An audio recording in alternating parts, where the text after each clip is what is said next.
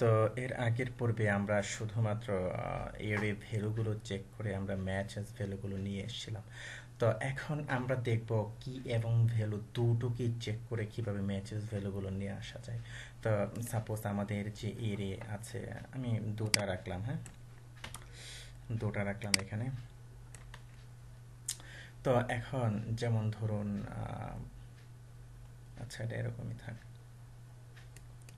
আমি ভ্যালুগুলো দিয়ে নিই, এতে রেড, বিতে গ্রিন, সিতে ব্লু, ডিতে ইয়েলো দিলাম।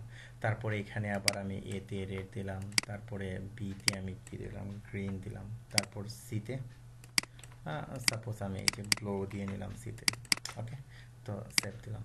তো এখন আমি চাচ্ছি যে এই দুটার মধ্যে কম্পেয়ার করে, যেটার এই যে কি এবং ভ্যালু, কি এবং ভ্যালু যেগুলো শুধু এগুলো নিয়ে যাবে, সে সর্ট করবে, অর্থাৎ এগুলো সে শো করবে। যেমন এখানে এ এ এ আছে, এ রেড, তারপরে বি গ্রিন, সি ব্লু, এই তিনটা আছে কিন্তু এটা ডিফারেন্ট, এটাকে সে বাদ দিবে, শুধুমাত্র ম্যাচেসগুলোকে শো করবে। তার জন্য যে ফাংশনটি আপনি ব্যবহার করবেন সেটা হলো এ রে ইন্টারসেক্ট আন্ডারস্কোর এসও, ইফ এসওস ফাংশনটা আপনি ব্যবহার করবেন।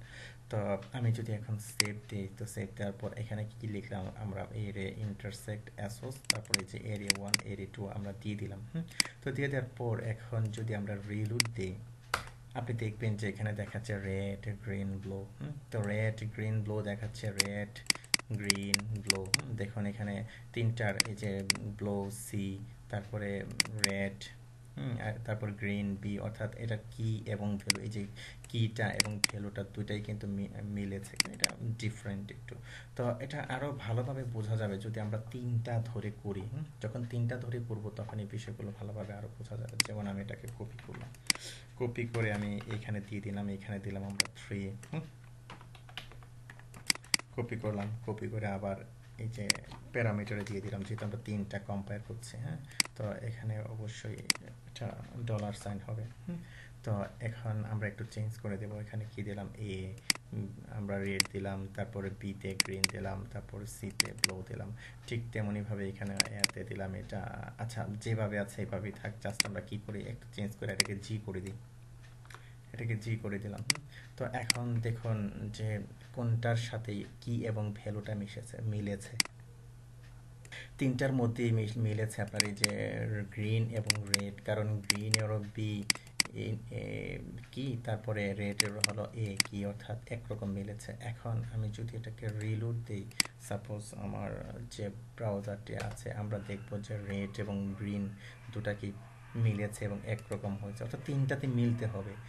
অর্থাৎ আপনি তিনটা এরে নেবেন, তিনটা এর মধ্যে আপনি যে ভ্যালুগুলো রাখলেন, অর্থাৎ এলিমেন্টগুলো রাখলেন, এই এলিমেন্টগুলো কম্পেয়ার করে কি এবং ভ্যালু এই দুটাই যেগুলোতে মিলেছে, হ্যাঁ, সেগুলো শুধু সে প্রিন্ট করবে, শো করবে। যেমন এখানে এ রেড, তারপরে এই যে এ রেড এটা মিলেছে, তারপরে হলো বি গ্রিন মিলেছে, আর কোনোটাই কিন্তু মিলেনি। আপনি আরেকটা দিয়ে নিতে পারেন, সাপোজ আমি দিলাম যে এই যে ডি ইউলো, আমি জাস্ট এখানে ডি ইউলো আরেকটা দিয়ে নিলাম, এখানে আমি একটা ডি ইউলো আরেকটা দিয়ে নিলাম। ওকে, তখন দেখা যাবে যে ডি হলো ইউলো তিনটার মধ্যে পাবে, এবং এই যে ডিও তিনটার মধ্যে পাবে, ইউলো তিনটার মধ্যে পাবে, অর্থাৎ কি এবং ভ্যালু দুটা সমান পাবে, যার কারণে কি সে এটাকে প্রিন্ট করবে, এই যে টি ইউলো। তো আশা করি বিষয়টা বুঝতে পেরেছেন। জাস্ট কি করলো, সে তিনটাতেই কম্পেয়ার করে দেখলো যে তিনটার মধ্যেই কোনগুলো আছে এবং কোনগুলোর সাথে এই কিটা এবং ভ্যালুটা দুইটাই মিলেছে, জাস্ট ওটাকে খুঁজে বের করে সে কি করলো, প্রিন্ট করলো। তো এর জন্য যে ফাংশনটি আমরা ব্যবহার করেছি সেটা হলো এরে ইন্টারসেক্ট অ্যাসোস। তো ওকে, ফাইন, ধন্যবাদ।